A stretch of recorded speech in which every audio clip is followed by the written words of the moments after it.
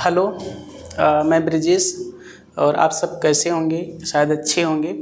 तो मैंने इसके पहले आज हम बात करते हैं मानव जनन तंत्र की।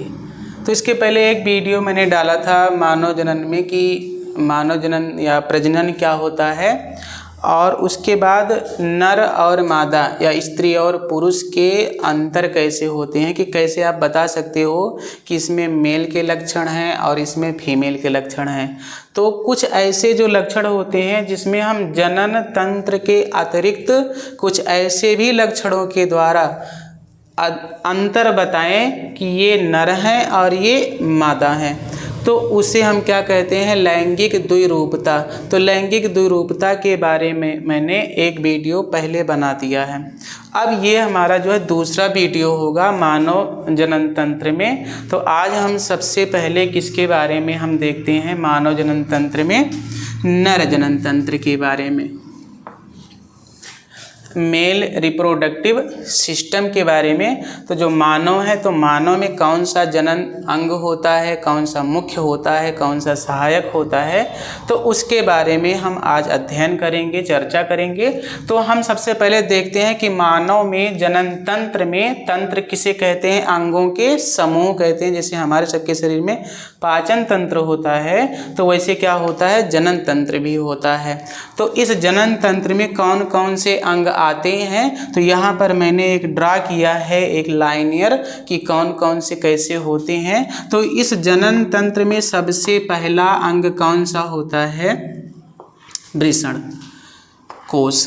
तो वैसे तो वास्तव में सबसे दो अंग होते हैं, अगर बात करें कि मानव में मुख्य कौन से होते हैं और सहायक कौन से होते हैं। तो इसमें ये जो होता है, ये सबसे पहला कैसा होता है? मुख्य जनन अंग होता है, मेन होते हैं। क्वेश्चन में मान लो अगर ऑप्शन में दे दें कि इनमें से कोई दे दें 3 4, और अगर कह दें कि मेन कौन होता है, तो आप किस पर टिक करोगे? वृषण पर, क्योंकि इसी में किसका निर्माण होता है? शुक्राणु का निर्माण होता है। तो ये तो हो गए मेन। बाकी और सब जितने भी हैं वो सब कौन से हैं? सहायक होते हैं, और सब मिलकर के किसका निर्माण करते हैं? नर जनन तंत्र का। तो इसमें सबसे पहला भाग कौन सा है? वृषण कोश हो गया, स्क्रोटम या स्क्रोटल सैक कहते हैं। दूसरा कौन सा है? वृषण या टेस्टिस इसको कह सकते हैं। दूसरा क्या है? आधिवृषण, और आधिवृषण क्या है? एपिडिडाइमिस। फिर उसके बाद है शुक्रवाहिनी वास डिफरेंसिया या वास डिफरेंस। फिर नेक्स्ट है मूत्र मार्ग, और कौन सी है? शिश्न है। ये दोनों क्या होते हैं? सहायक होते हैं। दोनों मिलकर के एक में हम पढ़ेंगे। फिर उसके बाद है सहायक जनन ग्रंथियाँ। अब सहायक जनन ग्रंथियों में कौन कौन आ जाती हैं? तो एक है शुक्राशय सेमिनल वेसिकल्स, दूसरा है प्रोस्टेट, और तीसरा क्या है? काउपर। तो ये 3 क्या हो गई? सहायक जनन ग्रंथियां। तो यहाँ पर मेन कौन है? वृषण। बाकी और सब कैसे हैं? सहायक। अब जैसे देखो यहाँ पर मैंने एक फिगर ड्रॉ किया है इस वाले भाग में। तो ये जो भाग है सबसे पहला यहाँ पर, तो इसमें हम बात करेंगे किसकी? कि वृषण कोश की। अब वृषण कोश जैसे मान लो कि ये किसी व्यक्ति में, जैसे ये है यहाँ, ये इसको हम समझ लेते हैं उदर। इसको क्या समझ लिया जाए? उदर समझ लें। और इसी उदर से एक थैली जैसी जो रचना होती है शरीर के बाहर होती है, और उसी संरचना को ही क्या कहा जाता है? वृषण कोश कहा जाता है। अब इसी वृषण कोश में कौन रहता है? तो ये वाला भाग कौन हो गया? टेस्टिस, वृषण हो गया। फिर उसके बाद नेक्स्ट हम बात करते हैं आधिवृषण की। इसके बारे में एक एक करके हम चर्चा करेंगे, लेकिन पहले थोड़ा सा हम देख लेते हैं। दूसरा क्या है? आधिवृषण। तो इस वृषण के ऊपर एक जो कौमाकार अल्पविराम जिसको बोलते हैं, तो कौमाकार जो संरचना होती है उसको हम क्या कहते हैं? आधिवृषण।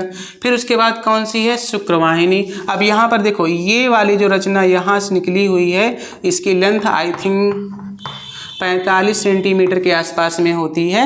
तो ये वाली रचना कौन सी हो जाती है? शुक्रवाहिनी, जिसको क्या बोलेंगे?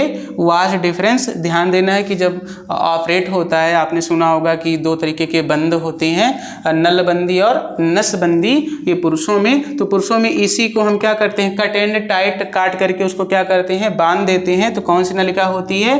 वो शुक्रवाहिनी ही होती है। तो ये वाली जो नलिका है वो कौन सी हो गई? शुक्रवाहिनी। फिर उसके बाद कौन सा भाग है? मूत्र मार्ग। तो मूत्र मार्ग जैसे देखो यहाँ पर ये वाला, तो इस बीचों बीच में, यहाँ पर ये जो बीचों बीच में जो संरचना होती है, इसी संरचना को हम क्या कहते हैं? मूत्र मार्ग, यूरेथ्रा बोलते हैं। यूरेथ्रा हो जाता है।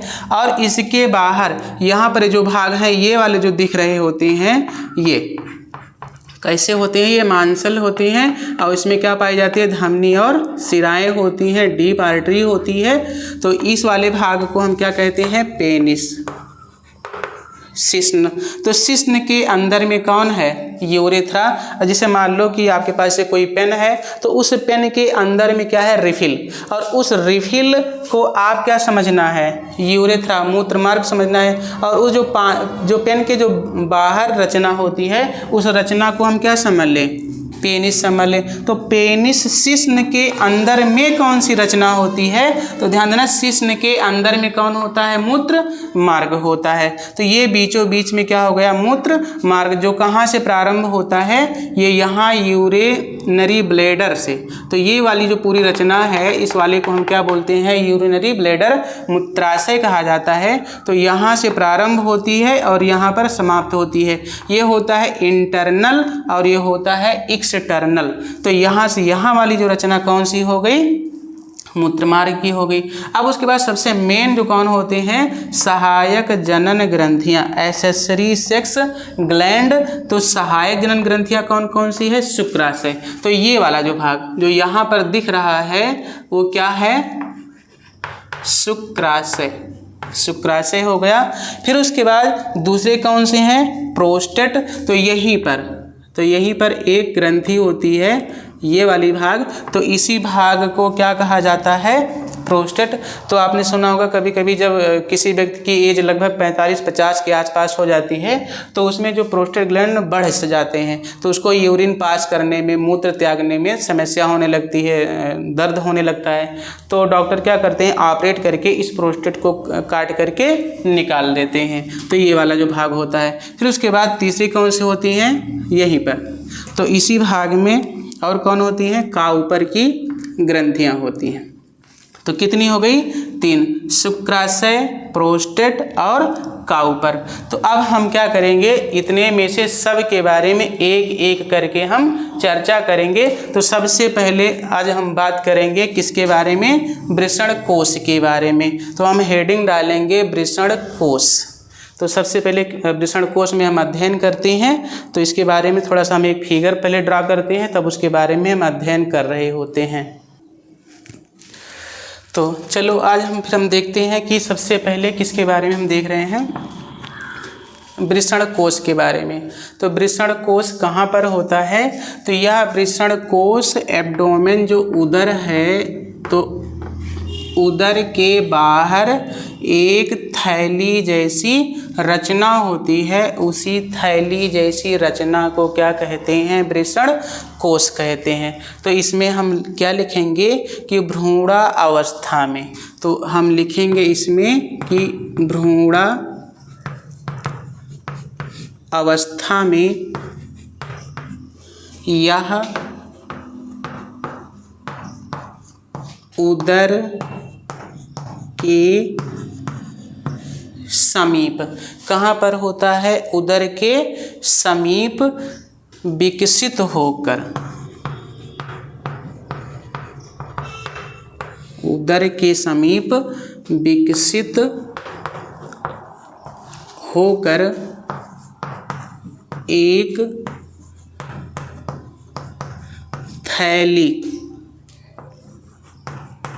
एक थैली जैसी रचना बनाता है।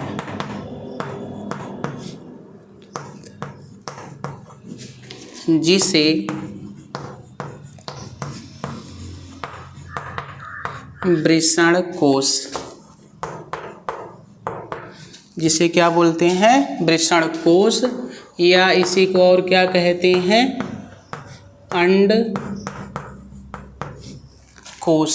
और क्या कहा जा सकता है इसको, अंडकोश भी कहा जा सकता है, या इसी को और क्या कह सकते हैं, इसी को नाम से और जानते हैं, स्क्रोटल सैक भी कह सकते हैं, या इसी को हम और क्या कहते हैं, सामान्य भाषा में फोता। क्या बोलेंगे, फोता। तो ये क्या है, एक कहाँ पर, तो भ्रूणावस्था में। भ्रूणावस्था क्या होती है कि जब शिशु का जन्म ना हुआ हो तो उसी अवस्था को क्या बोलेंगे, भ्रूणावस्था में।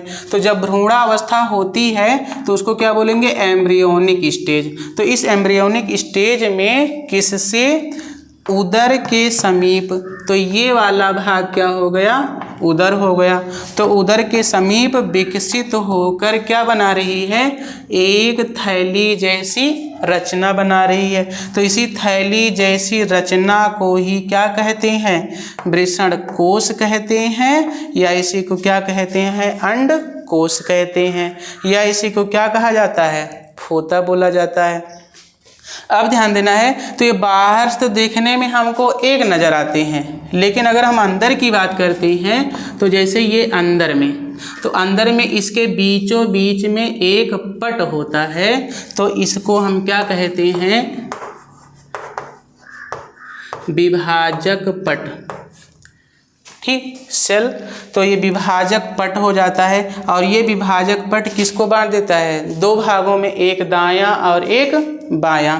यहाँ पर एक भाग को दिखाया गया है, तो एक भाग में चाहे आप दायां समझ लो चाहे बायां समझ लो, तो एक संरचना ये दिखाया गया है।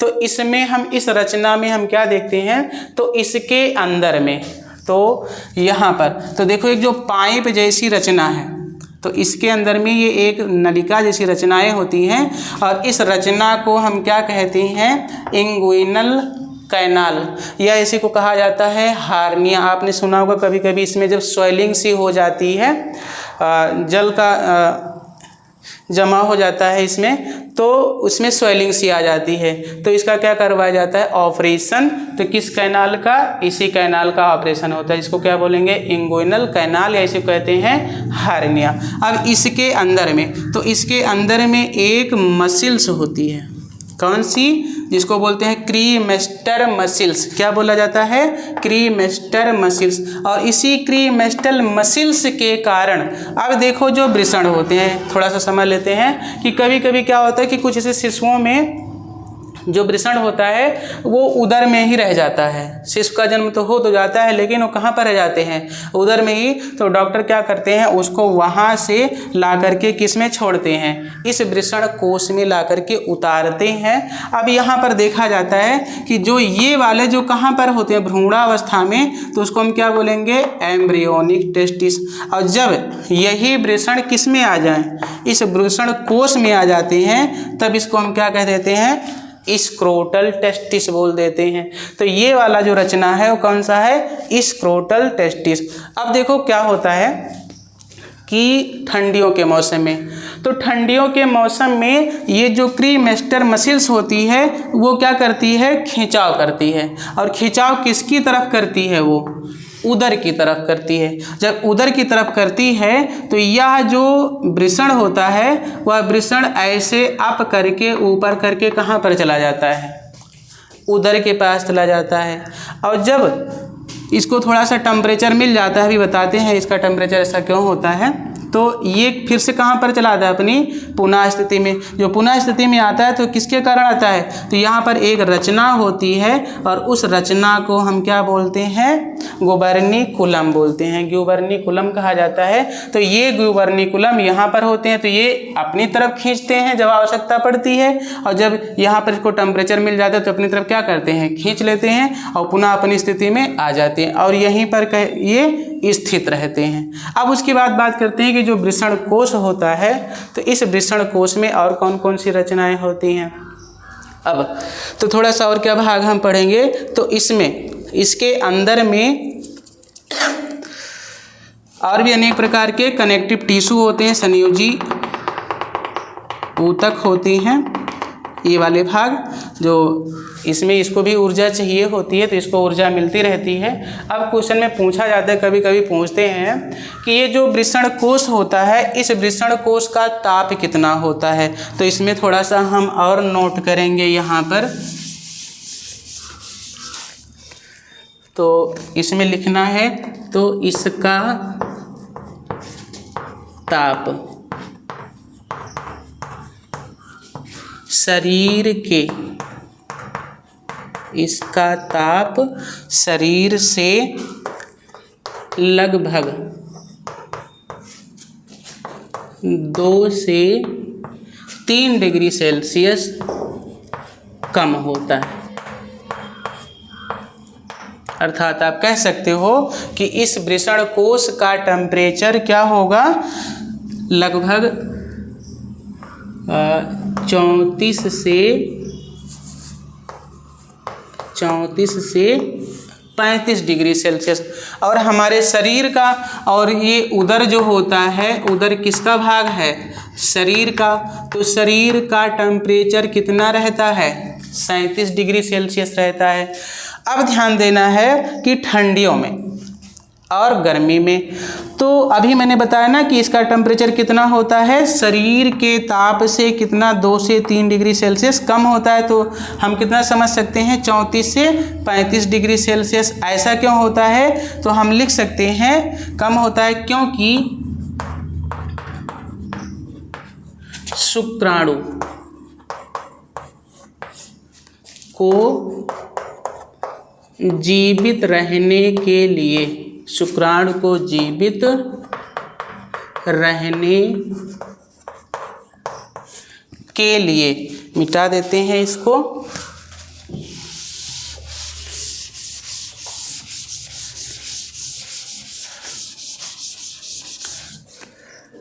तो शुक्राणु को जीवित रहने के लिए लगभग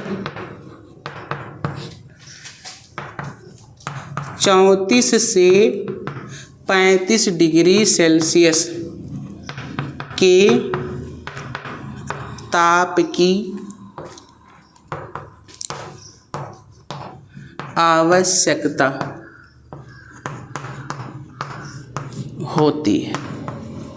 ठीक, तो ये ध्यान देना है कि ये जो वृषण कोश है, इसका टेम्परेचर शरीर के टेम्परेचर से कितना, 2-3 डिग्री सेल्सियस कम रहता है। क्यों कम रहता है, क्योंकि हमारे शरीर में शुक्राणु को जीवित रहने के लिए 37 डिग्री सेल्सियस की आवश्यकता नहीं होती, बल्कि उससे कम आवश्यकता होती है। अब देखो क्या होता है कि ठंडियों में, तो लेकिन ठंडियों में हम देखते हैं कि जब वातावरण का टेम्परेचर 37 से और कम हो जाता है, मतलब कि हमारे शरीर के ताप से कम तापमान है, या हो सकता हो कि 34 के नीचे चला जाए, तो क्योंकि इसको जीवित रहने के लिए कितना चाहिए, 34 से 35 चाहिए, तो इसको तो भाई वातावरण से टेम्परेचर मिलेगा नहीं, तो क्या काम करेगा, तो ये कहाँ पर चला जाएगा, ऐसे किसके पास चला जाएगा, उदर के पास, क्योंकि उदर के पास कितना टेम्परेचर है, 37 ये हरदम रहता है, क्योंकि इसलिए हम सब कैसे होते हैं, समतापी होते हैं। तो जैसे ही इस उदर से लगभग कितना 34-35 डिग्री सेल्सियस मिल जाएगा, तो फिर से क्या होगा, फिर से अपनी पुनः स्थिति में चला आएगा। ठीक, तो ये इम्पॉर्टेंट है, ये कभी कभी क्वेश्चन वाइवा वाले भी अक्सर पूछ लेते हैं, जब एग्जामिनर आते हैं तो अक्सर पूछते हैं कि जो वृषण कोश होता है इसका टेम्परेचर कितना होता है, तो बोलोगे कि शरीर के ताप से 3 से लगभग 2-3 डिग्री सेल्सियस कम, या कह सकते हो 34-35 डिग्री सेल्सियस। पूछेंगे क्यों होता है, तो आप बोलोगे कि हमारे शरीर में शुक्राणु को जीवित रहने के लिए लगभग 34 से 35 डिग्री सेल्सियस की आवश्यकता होती है, इसीलिए ये शरीर के बाहर होता है। ठीक, अब हम नेक्स्ट हेडिंग डालेंगे वृषण के बारे में, जो यह एक सबसे महत्वपूर्ण जनन अंग है, वृषण और वृषण की संरचना, टेस्टिस। अब टेस्टिस के बारे में हम अध्ययन करते हैं, तो सबसे पहले हम क्या करते हैं, एक टेस्टिस का एक फिगर बना लेते हैं, तब इसके बारे में हम चर्चा करते हैं। चलिए अब हम देखते हैं कि ये जो क्या है, एक वृषण की संरचना होती है। वृषण किसमें होते हैं? वृषण अभी आपको जो इसके पहले जो बताया गया वो कौन सा अंग था? वृषण कोश। और वृषण कोश के अंदर में क्या पाए जाते हैं? वृषण। और वृषण की संख्या कितनी होती है? एक जोड़ी कह सकते हो या कितने कह सकते हो? दो कह सकते हो। तो अब हम वृषण के बारे में अध्ययन करते हैं कि वृषण कैसे होता है और वृषण किस आकार का होता है। तो इसमें हम सबसे पहले नोट करते चलेंगे कि सबसे पहले जो वृषण है, तो हम कह सकते हैं कि प्रत्येक जो वृषण होता है, क्योंकि वृषण की संख्या कितनी है? दो, तो लिखोगे इसमें कि प्रत्येक वृषण लगभग 5 से 10 सेमी, ये इम्पोर्टेंट है तो ध्यान दे रहना है। तो कितने होते हैं? 5 से 10 सेंटीमीटर लंबे और लगभग 2.5 सेंटीमीटर मोटे। तो कितने होंगे? प्रत्येक जो वृषण है, एक की बात किया जा रहा है, तो लगभग कितना लंबा होता है? 5 से 10 सेंटीमीटर लंबा होता है और 2.5 सेंटीमीटर मोटा होता है और लगभग 10 से 12 ग्राम का हुआ। लगभग 10 से 12 ग्राम का किस आकार का होता है? अंडाकार सा। कैसा होगा? अंडाकार सा होता है। और उसके बाद ये किस रंग का होता है? तो कैसा होगा? गुलाबी रंग का। गुलाबी रंग का अंग होता है।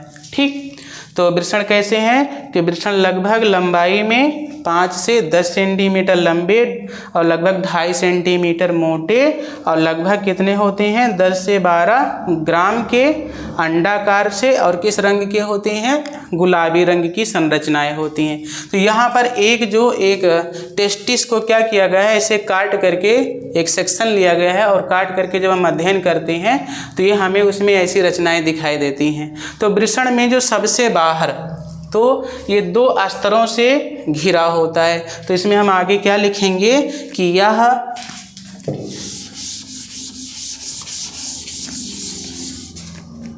तो उसी में आगे हमें लिखना है कि यह 2 स्तरों से घिरा होता है। कितने स्तरों से घिरा होगा? 2 स्तरों से, जिसमें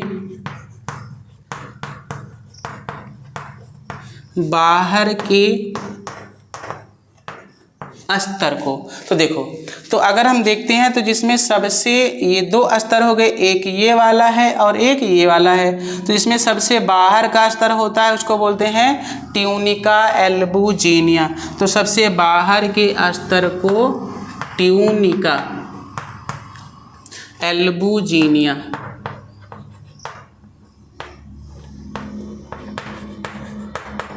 ट्यूनिका एल्बुजिनिया तथा आंतरिक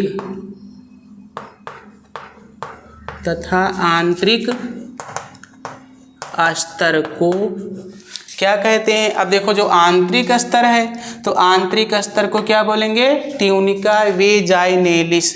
तो इसको क्या कहा जाएगा? ट्यूनिका वेजाइनेलिस कहते हैं। ठीक, तो सबसे बाहर एक याद रखना है, कभी कभी पूछ भी लेते हैं कि सबसे बाहर का स्तर कौन सा होता है, सबसे अंदर का स्तर कौन सा होता है। तो सबसे बाहर का स्तर कौन सा है? Tunica albuginea. और जो अंदर का होता है वो कौन सा है? Tunica vaginalis. अब हम इसके अंदर में चलते हैं तो इसके अंदर में खूब छोटे छोटे पट होते हैं। तो ये वाला जो पट है, तो ये क्या कर रहा है? एक एक भाग को बांट रहा है और इसके भागों की संख्या लगभग कितनी होती है? 400। तो इसमें हम आगे लिखेंगे इसी वाले भाग में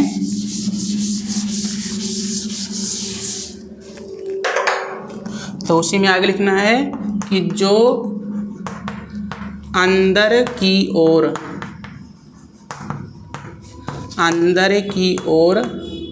धंस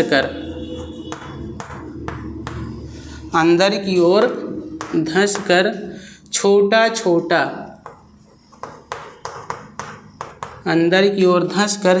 छोटा खंड बना लेता है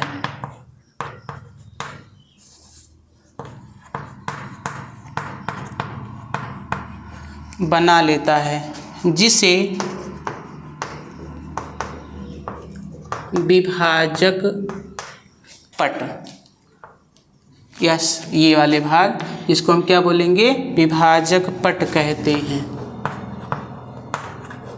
और इसकी संख्या लगभग कितनी होती है, 200 से 250 से लेकर के कितने 400 कहते हैं। और इसकी संख्या कितनी होती है, 250 से लगभग 400, जैसे 1 2 3 4 5 ऐसे होते हैं। अब इसके अंदर में, तो इसके अंदर में हम पढ़ते हैं, तो इसके अंदर में खूब छोटी छोटी नलिकाएं होती हैं। इस नलिकाओं को हम क्या कहते हैं, सेमिनिफेरस ट्यूब्यूल्स। तो उसी में आगे लिखना है, जिसके अंदर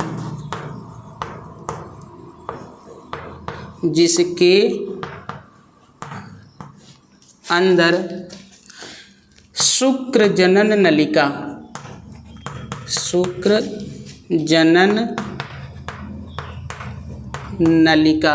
सेमिनिफेरस ट्यूब्यूल्स लिख सकते हो इसको। इसी को क्या कहा जाता है, सेमिनिफेरस ट्यूब्यूल्स, शुक्र जनन नलिका पाई जाती है। अब ये कैसी होती है, तो ध्यान देना कि किसी में 1, किसी में 2, किसी में 3, ऐसे एक एक पट में लगभग कितने होते हैं, किसी में 1 हो सकते हैं, किसी में 2 हो सकते हैं, किसी में 3 हो सकते हैं। तो अगर कहा जाए कि अगर हम टोटल इसकी संख्या की बात करते हैं तो जो लगभग कितनी होती है, 700 के आसपास में हम कह सकते हैं। तो लिख लो, इसमें थोड़ा सा और लिख लेंगे कि जिसकी संख्या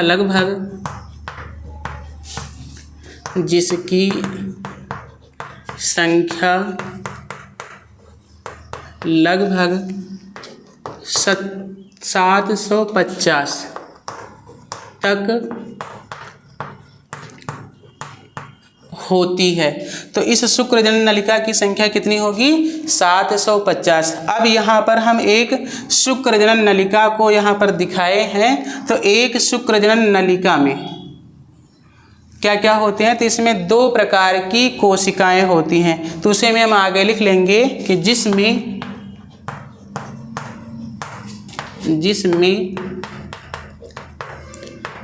2 प्रकार की कोशिकाएं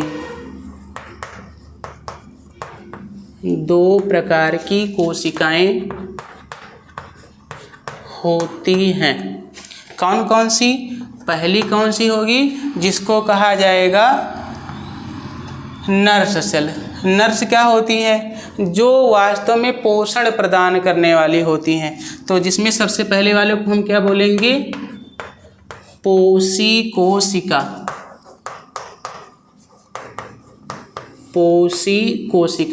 अब इस पोषी कोशिकाओं में हम आगे लिखेंगे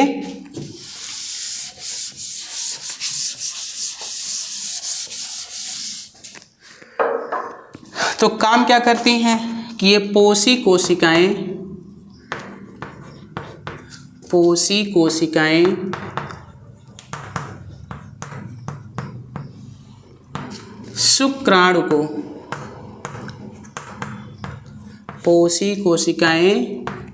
शुक्राणु को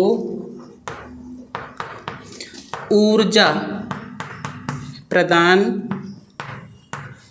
करती हैं। बहुत इम्पॉर्टेंट है। तो जो नर्स सेल है वास्तव में क्या काम करती है, इसको एनर्जी देने का काम करती है। कौन सी, ये बड़ी वाली जो कोशिकाएं यहाँ पर दिख रही हैं, ये वाली क्या काम कर रही हैं? ऊर्जा देने का काम करती हैं। तथा दूसरी जो नलिका होती है, दूसरी नलिका को हम क्या कहते हैं? जनन कोशिका। तो इस नलिका में दूसरी वाली कौन सी कोशिका हो गई? जनन कोशिका। अब जनन कोशिका की बात करते हैं, जर्म सेल। तो इसमें क्या होता है? तो इसमें या जिसमें लिख सकते हो कि जिसमें शुक्र जनन क्रिया, बहुत इंपॉर्टेंट है, आगे पढ़ोगे आप, जिसमें शुक्र जनन की क्रिया द्वारा शुक्राणु का निर्माण होता है। ठीक, अब देखो यहाँ पर भाई, तो ये जो जर्मिनल सेल हो गई, जर्मिनल सेल में किसका फॉर्मेशन हो रहा है? कि formation of sperm by spermiogenesis, spermiogenesis जिसको कहा जाता है शुक्र जनन की क्रिया। तो इसी नलिका में, कौन सी नलिका है? Seminiferous tubules. और इसमें जो नलिकाओं में जो दो प्रकार की कोशिका है, पहली कोशिका कौन सी है? नर्स सेल, ऊर्जा प्रदान करने वाली, एसेसरी भी कह सकते हैं इसको। तो ये क्या काम करती है? शुक्राणु को ऊर्जा देने का काम करती है। और जो दूसरी जो छोटी कोशिकाएं होती हैं, उसका काम क्या है? कि शुक्राणु का निर्माण करना। तो अब ये जो पूरी रचना हो गई, तो इसी पूरी रचना में ही किसका निर्माण हो रहा है? शुक्राणु का। अब अगर आपसे कोई पूछे कि शुक्राणु का निर्माण कहाँ पर होता है, तो आप क्या बताओगे? वृषण में होता है। अगर पूछे कि वृषण में कहाँ पर होता है, तो क्या बताओगे? कि शुक्र जनन जो नलिका होती है उसमें होता है। अगर कहें कि शुक्र नलिका में किसमें होता है, तब क्या बताओगे? तब आप बताओगे कि शुक्र जनन नलिका में जो जनन कोशिका होती है उसमें किसका निर्माण होता है? शुक्राणु का निर्माण होता है। दूसरा, उसमें जो दूसरी कोशिका होती है जिसको हम नर्स सेल बोलते हैं, न्यूट्रिटिव सेल भी कहा जाता है, वो क्या करती है? शुक्राणु को ऊर्जा देने का काम करती है। अब हम एक और देखते हैं, तो इसी वृषण के अंदर में जगह जगह पर अंतःस्रावी कोशिकाओं, तो इसके अंदर में जगह जगह पर क्या होती हैं? अंतःस्रावी कोशिकाओं का समूह होता है। और ऐसी कोशिकाओं के समूह को हम क्या कहते हैं? Leading cell. तो क्या कहा जाएगा? लीडिंग सेल या सेल ऑफ लीडिंग्स। तो इसमें ये वास्तव में कैसी होती हैं? ये वास्तव में होती हैं एंडोक्राइन होती हैं। एंडोक्राइन क्या है? इसको बोलते हैं अंतःस्रावी। और अगर कहीं पर अंतःस्रावी लिखा हो तो समझ जाना कि वहाँ पर हार्मोन्स निकलेगा, और अगर कहीं पर बाह्यस्रावी लिखा हो तो समझ जाना वहाँ पर एंजाइम निकलेगा। तो यहाँ पर कौन सी है? ये एंडोक्राइन हो गई, अंतःस्रावी हो गई। तो अंतःस्रावी कोशिकाओं से एक हार्मोन्स निकलता है और उस हार्मोन्स को हम बोलते हैं नर हार्मोन्स। या नर हार्मोन्स का नाम क्या है? उसको क्या कहा जाता है? टेस्टोस्टेरान। क्या बोलेंगे? टेस्टोस्टेरान। या इसी का एक नाम और है, इसी को कहा जाता है एंड्रोजन।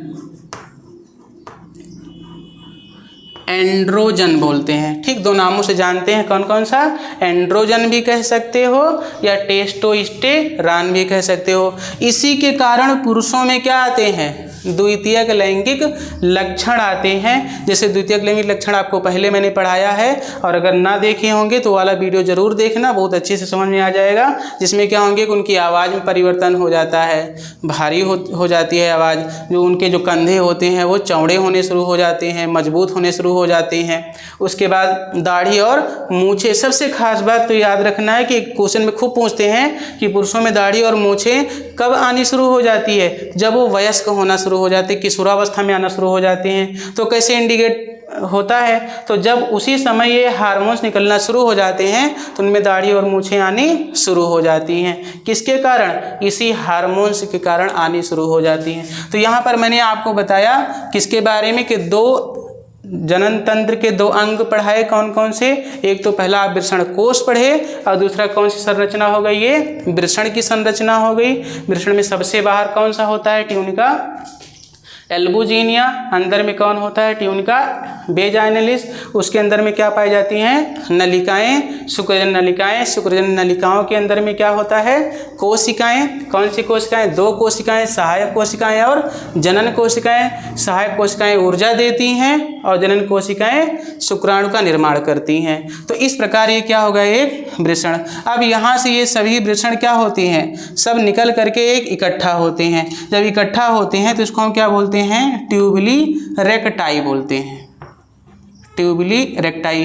और फिर अंदर में क्या होते हैं? खूब छोटे छोटे जो है भागों में बढ़ते चले जाते हैं, जिसको हम क्या बोलते हैं? रेट टेस्टिस, वृषण जालक कहा जाता है। और वही आगे चल करके अधिवृषण से होते हुए बाहर आती है, तब उसको हम क्या कह देते हैं? वास डिफरेंस या शुक्र वाहिनी कह देते हैं। और इसी शुक्र वाहिनी कहाँ पर? अधिवृषण में उपस्थित होती है। अब इसके बारे में जो नेक्स्ट हम वीडियो डालेंगे उसमें नेक्स्ट कोशिका नेक्स्ट जो अंग होंगे इसके जनन के, तो उसके बारे में उसमें बताया जाएगा। तब तक आप इसको देखें और मैं 1-2 दिन में ज़रूर ये वीडियो डालूंगा।